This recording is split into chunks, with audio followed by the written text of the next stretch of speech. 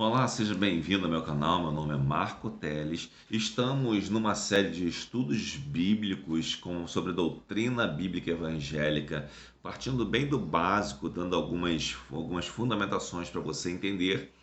E depois continuaremos estudos de escola dominical durante um bom tempo, falando sobre várias coisas, especialmente doutrinas específicas da Bíblia e sobre livros da Bíblia. Faremos uma teologia bíblica e também uma teologia sistemática, de modo geral, né? Então mas antes nós precisamos ver algumas coisas que são fundamentais. Nós já vimos algumas coisas como, por exemplo, tipologia bíblica, um pouquinho da história da reforma, um pouquinho de outras coisas também, né, que nos ajudam a entender da onde vem, qual a origem da doutrina bíblica evangélica, né? Nós vimos por exemplo, a igreja primitiva, a fidelidade e a infidelidade da igreja primitiva. E hoje eu quero falar com vocês sobre uma coisa que pode ser a dúvida de muitos em relação à Bíblia, né? Que significa qual é a Bíblia certa, qual é a Bíblia verdadeira, né? Seria a Bíblia católica ou a Bíblia evangélica? Por que que existe diferença entre uma Bíblia e outra? Por que uma Bíblia é diferente da outra e o que que isso implica espiritualmente, né? Bom, vamos começar a entender o seguinte, né? Para você entender isso, você precisa entender um pouco de história, né? Mas antes nós vamos ver aqui o que Estevão prega, por exemplo. A pregação de Estevão, ele faz um resumo de tudo o que era conhecido como escritura, né? Em Atos 6, do versículo 8 ao 15, Estevão é levado ao Sinédrio, né? Que o Sinédrio era tipo um lugar onde havia julgamentos, né? Esses julgamentos eles eram feitos por pessoas notáveis do povo judeu, né? E Estevão é acusado de pregar contra Moisés e contra a Bíblia, que ele estava blasfemando, né? Então Estevão, no capítulo 7, né, ele responde ao sumo sacerdote, diz o seguinte: então lhe perguntou o sumo sacerdote, porventura é isto assim, né, a acusação? Estevão respondeu: varãos, irmãos e pais, ouvi. O Deus da glória apareceu a Abraão, nosso pai, quando estava na Mesopotâmia, antes de habitar em Harã. Ou seja, ele já começa lá em Gênesis, né? E vem trazendo. Depois, mais à frente, né? Ele continua falando sobre Abraão, né? No versículo 8 ele fala sobre a aliança da circuncisão, que assim nasceu Isaac, Abraão circuncidou, né? Fala sobre os patriarcas invejosos de José, os irmãos de José, que mandaram José para o Egito como escravo, né? Que depois virou governador do Egito. Mais à frente, nós vamos ver ele falando de Moisés, especialmente, por exemplo, no versículo 5, e Moisés foi educado em toda a ciência dos egípcios e era poderoso em palavras e obras, e ele trata sobre essa questão, especialmente do Pentateuco aqui, e logo depois ele fala dos profetas, veja. Mas Deus se afastou e entregou o culto da milícia celestial, como está escrito no livro dos profetas. Aí ele cita aqui os profetas, né? Ele fala de Salomão, no versículo 40, o versículo que eu li foi o versículo 42. No versículo 47 diz: mas foi Salomão quem edificou a casa, ou seja, já entre reis e crônicas ali, né? E depois ele continua dizendo isso, falando. Então ele pegou do início da criação até ali o reinado, né? E depois ele fala antes do exílio babilônico, né? Ele diz que os judeus eram homens de dura cerviz, incircuncisos e de coração e de ouvidos. Vós sempre resistis ao Espírito Santo. Ou seja, ele não estava falando contra Moisés ou contra Deus. Ele estava falando contra os fariseus, contra os saduceus, contra os zelotes, contra essas pessoas que eram hipócritas, né? Ele continua dizendo: qual dos profetas vossos pais não perseguiram, né? Então, todos os profetas foram perseguidos exatamente por aqueles que representava os fariseus de uma forma ou de outra, uma inicial anteriormente. Então ele termina aqui nos profetas, né? E sabemos que o último profeta foi Malaquias, né? Malaquias termina o seu livro com a seguinte frase, quer ver? Deixa eu ler para você. Malaquias. Malaquias termina o seu livro dizendo: Eis que, capítulo 4, versículo 5. Eis que vos enviarei o profeta Elias, antes que venha o grande e terrível dia do Senhor. Ele converterá o coração dos pais aos filhos e o coração dos filhos a seus pais, para que não venha e fira a terra, para que eu não venha e fira a terra com maldição. Ou seja, a maldição seria o quê? A perda da salvação, né? O profeta Elias, aqui nós sabemos pelo Novo Testamento, que é o próprio João Batista, que veio antes de Jesus, veio do poder de Elias para anunciar a vinda de Jesus. Bom, nisso aí, nesse contexto, tanto a Bíblia católica quanto a evangélica são iguais, tá? Esses dados aqui são iguais. Mas existem 6 livros a mais na Bíblia católica, né? Seriam Tobias, Judite, Macabeus, 1 Macabeus, 2 Macabeus, Sabedoria de Jesus ou de Salomão, né?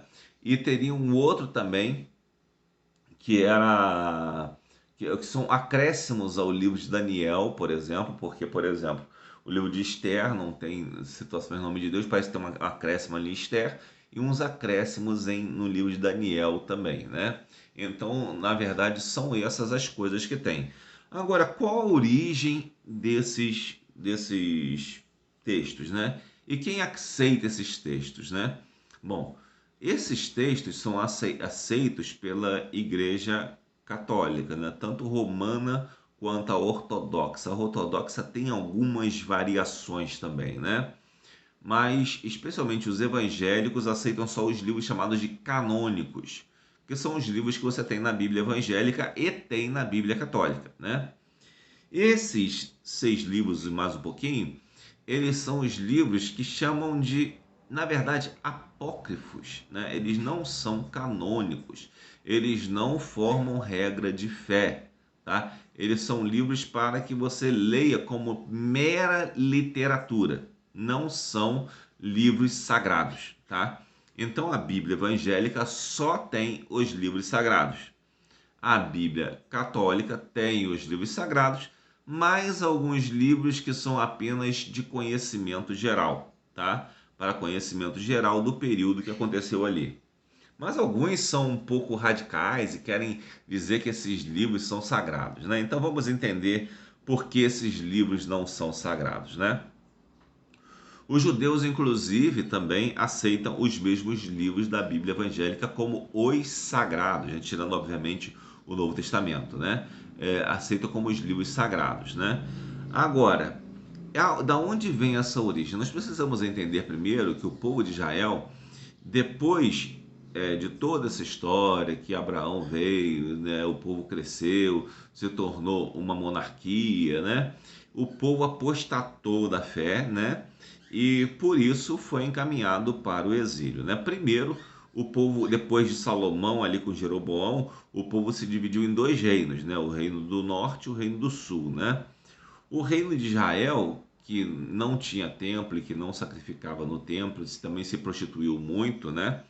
Esse povo foi capturado pelos assírios, né?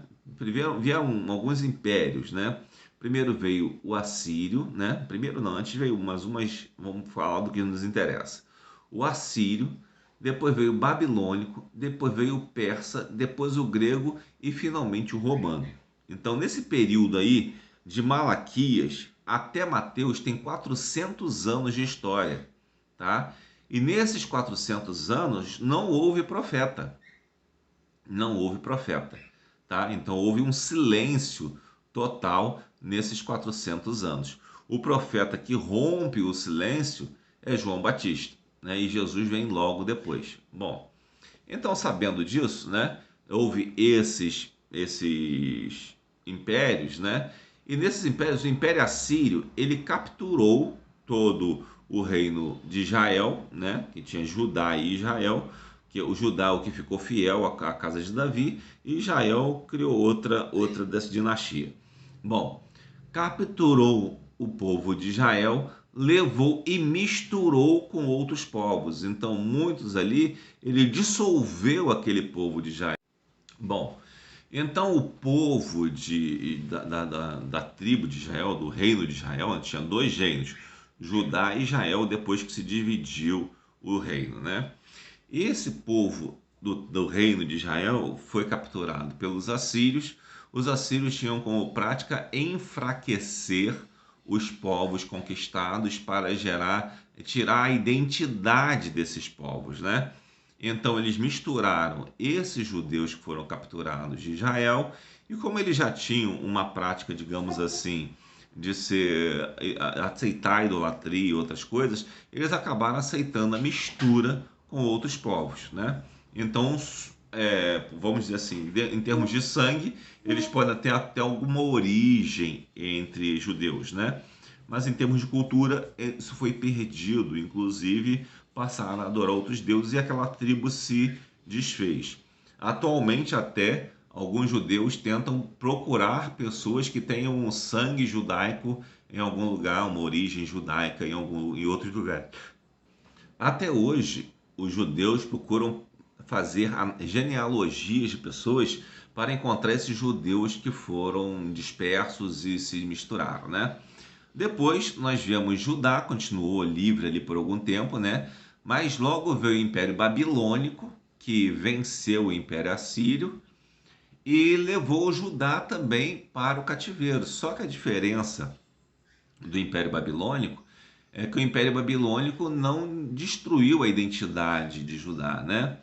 E também o povo de Judá, já sabendo dessa estratégia de destruição de identidade do povo e valorizando mais a questão de ser servos de Deus, né, de adorar ao Deus verdadeiro, eles começaram a buscar outras alternativas e a fortalecer o seu vínculo nacional, porque eles sabiam que o objetivo do dominador era destruir esse vínculo nacional. Então, esse período aí foi mais ou menos o período de Daniel ali, que nós vemos, de Esther, né? O livro de Esther, o livro de Daniel, tá nesse período aí do cativeiro babilônico, né? Posteriormente, do cativeiro babilônico, eles ainda cresceram e não só nesse período também cresceram, como também evoluíram em algumas coisas. Por exemplo, o templo foi destruído e eles começaram a se juntar em sinagogas, né? Juntar-se em lugares que tinham uma finalidade tanto cultural quanto também religiosa, né? E nessas sinagogas eles também fortaleciam o seu vínculo patriótico, né? Depois disso, o patriotismo foi muito enfatizado nesse período, né? Depois dos babilônios veio os persas com Ciro o Grande. Ciro dominou os babilônicos e devolveu Israel para a sua terra, né? Tendo devolvido Israel para a sua terra, Israel ficou mais feliz, melhor dizendo, Judá, né? O povo de Judá ali, né? Mas vamos falar de Israel ou Judá como um povo só, né? Então devolveu o povo de Judá para a sua terra e eles começaram a reerguer. Depois de Ciro, né, que ele deu esse retorno, ainda ficaram cada vez mais patrióticos, né, com aquela ideia de patriotismo.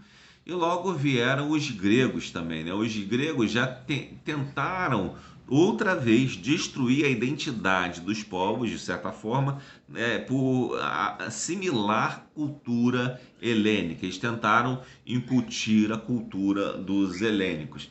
Aqueles judeus que estavam fora de Israel, que não foram para Israel, preferiram ficar fora, eles até assimilaram essa cultura, misturando filosofia com o judaísmo, né? Como aconteceu, por exemplo, em Alexandria, né? Mas os judeus continuavam firmes nessa questão e continuavam cada vez mais patrióticos. E houveram várias guerras, que eu vou resumir aqui, né? Houveram várias guerras, várias batalhas para que se mantesse a unidade do povo enquanto a sua identidade mesmo, né, de povo propriamente dito, né, de povo de Deus. E essas guerras eram cada vez mais acirradas. E essas guerras aconteceram nesse período desses livros aí que eu citei para você, né? Você encontra nesse período livros que são escritos para tratar digamos assim, da nacionalidade do povo e não propriamente eram livros sagrados. O que acontece? Um rei, um imperador, Ptolomeu, né? Ele se agrada dos judeus e, inclusive, ele queria na Biblioteca de Alexandria uma cópia dos grandes livros da humanidade. Ele queria que fosse a biblioteca mais importante. E um desses grandes livros era o Pentateuco, né? A Bíblia, como nós conhecemos, no Antigo Testamento, e ele queria uma cópia. Então ele encomendou para alguns sábios judeus que fizessem cópias da Bíblia, né? Mas em grego, porque o idioma original original não, mundial depois de Alexandre o Grande era o grego. Então esses sábios fizeram a cópia, né, que chama a cópia dos 70. Seriam em tese 70 e poucos sábios que fizeram lá em 70 dias, né? Então ficou conhecida como Septuaginta nessa essa versão. E inclusive era a versão que era usada nos tempos de Jesus, né, em grego, não em hebraico, tá? Então a Septuaginta foi muito conhecida e muito útil. Mas quando eles fizeram a Septuaginta, os sábios que estavam ali, eles resolveram aproveitar o momento em que havia uma ameaça à nacionalidade judaica e incluir na Septuaginta livros que fossem nacionalistas e que dessem um valor especial, né, ao povo judeu, né, como botar na Septuaginta ali. Foi incluído, por exemplo, Tobias, que mostra um homem que era justo e que socorria o seu povo apesar da opressão dos babilônios ou de modo geral, né? Também nós vemos aí Judite, que é uma mulher que vence um grande general assírio, se não me engano, ou babilônico, né, que é o Holofernes, né? E vence o Holofernes, né? Por sedução e acaba vencendo, o que mostra que uma mulher conseguiu ser superior ao maior general daquele período, daquele império, né? Então, o que acaba sendo uma ofensa para aquelas pessoas, né? Bom, então podemos perceber que esses livros eles tinham um caráter eminentemente patriótico e não eram livros inspirados, eram livros escritos para inspirar patriotismo nos judeus. E por isso eles não foram lançados na Bíblia como livros sagrados. Estão na Bíblia católica como deuterocanônicos, mas só foi acontecer isso no Concílio de Trento, 1500 anos depois. Antes, 1500 anos antes do Concílio de Trento, né? O Concílio de Trento foi aquele concílio da Contra-Reforma, né? Eles incluíram esses livros para fazer uma pequena diferença da Bíblia protestante, né? E com isso eles diziam que eram deuterocanônicos, ou seja, canonizados posteriormente, porque esses livros justificavam algumas práticas erradas da própria Igreja Católica, como alguns tipos digamos, coisas que tinham nesse livro, né? Como culto aos mortos, por exemplo, né? Esse livro, inclusive, tinha algumas práticas que eram até feitiçaria mesmo. O livro de Tobias tem feitiçaria nele, né? De certa forma, um certo culto aos anjos e coisas do tipo, né? Então, são coisas que estão nesses livros. Bom, então podemos ver que esses livros apócrifos, ou se preferir o termo deuterocanônicos, são de qualquer forma livros eminentemente patrióticos, são livros políticos, né? Inclusive, nesse período, o que dominava era a política, né? Por exemplo, o sacerdócio não era mais observado, né? Quem guardava o sacerdócio não era mais um descendente da tribo de Levi, mas era alguém nomeado pelo rei. Inclusive, até os tempos de Jesus, esse sacerdócio continuou sendo liderado, melhor dizendo, por pessoas indicadas pelo rei ou pelo próprio rei que guardava tanto o poder civil quanto o poder religioso. Então nós podemos ver que não tem nada a ver com um período que se guardasse especificamente as ordens de Deus. O que nos importa nisso é saber que esses livros que são colocados e esses acréscimos que são colocados têm caráter político e não são revelação. Eles servem para você entender como era a história daquele tempo, né? Como era a história no período interbíblico, né? Que nós chamamos esses 400 anos de silêncio. Então, se você entender essa história, você consegue perceber que esses livros realmente não fazem diferença na Bíblia. Então, você ter os livros canônicos na Bíblia evangélica, tá certo. Você ter os livros canônicos na Bíblia católica, tá certo, que todos os dois têm a mesma coisa, mesmo livro, né? Agora, os outros livros, que são os apócrifos ou deuterocanônicos, como queira chamar, né? Eles não são livros inspirados, eles são livros que estão ali com um caráter político. E esse caráter político foi enfatizado, inclusive, no Concílio de Trento, porque era um concílio com interesse estritamente político de manter o poder e a influência da Igreja Católica contra os reformadores. Percebe? Então a questão toda nesses livros é política. Agora, esses livros são ruins? Não. Servem como fonte de história. Para você conhecer um pouco da história, serve. Mas você pode criar doutrina em cima desses livros? Jamais. Porque não tem nenhum grau de inspiração neles, né? Alguém pode até argumentar que alguns textos bíblicos, como por exemplo Judas, citam alguns livros apócrifos, né? Como Enoque, por exemplo. Entretanto, você deve observar o seguinte, que o texto de Judas não cita o livro de Enoque, cita um conhecimento acerca de Enoque, que provavelmente, né, quase com toda certeza, era um conhecimento oral, né? Tinha uma tradição oral. Então ali, quando Judas fala de Enoque, ele está reconhecendo uma tradição oral e não o livro de Enoque, que tem um monte de heresia também, tá? Então muitas coisas que são citadas, né? Elas são citadas porque são verdade e estavam na tradição oral, e essa tradição oral foi copiada em vários livros apócrifos às vezes, né? Alguma coisa citada nesse contexto. Como, por exemplo, vamos dar um exemplo, que você, sei lá, não tenha nenhum recurso no futuro, né? Que você perca uma Bíblia. E você encontra um artigo científico que cita João 3,16. E você pega de João 3,16 e cita, né? Sabendo que é uma citação que existia antes. Inclusive é um texto bem conhecido, que está na memória de muitas pessoas. Você pode citá-lo, inclusive, sem se referir à origem propriamente dita, embora não seja adequado, né? Mas poderia fazê-lo, o que mostra que foi mais ou menos o que fez ali Judas, explicando assim de uma forma bem rudimentar, né? Então nós ficamos sabendo hoje porque a Bíblia católica e a Bíblia evangélica possuem livros diferentes. É porque os livros que são iguais são livros inspirados, canônicos, ou seja, que realmente têm a autoridade de Deus e que servem para orientação do povo de Deus. Os livros que estão a mais são livros de natureza política, né?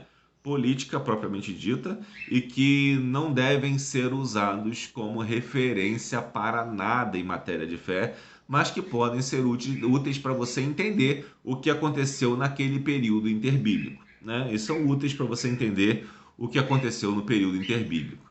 Inclusive, muitas das coisas que aconteceram ali naquele período parece uma novela, por de tanta intriga que existia. O que teve menos naquele período foi piedade, né? Inclusive, os judeus passaram a ser dominados por uma dinastia que era de outro povo, não era nem judeu, eram os idumeus, né? Que começaram a dominar aquele povo do qual veio Herodes o Grande, né? Então, podemos ver que há uma muita confusão ali, né? E nessa confusão surgem os partidos, né? Dos fariseus, saduceus, essênios, zelotes e tudo, mas não vou entrar nesse detalhe para não complicar muito.